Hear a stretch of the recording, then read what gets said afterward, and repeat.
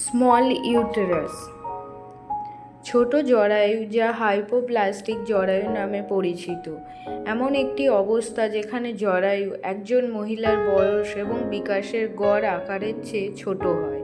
এটি সাধারণত ভ্রূণের বিকাশ বা বয়ঃসন্ধির সময় হরমোনের ভারসাম্যহীনতা বা ব্যাঘাতের কারণে ঘটে। ছোট জরায়ুর লক্ষণগুলি হল অনিয়মিত মাসিক, শ্রোণী ব্যথা, বন্ধ্যাত্ব, হালকা বা অল্প রক্তপাত, তলপেটে ব্যথা, হরমোনের মাত্রা স্বাভাবিকের চেয়ে কম, এরকম অনেক লক্ষণ দেখা যায়।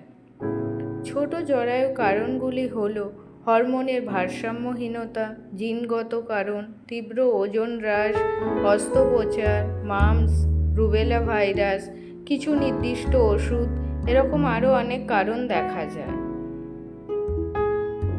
এ সংক্রান্ত সমস্যার জন্য আপনারা আসুন আমাদের দ্য হোম ফার্টিলিটি ট্রিটমেন্টে।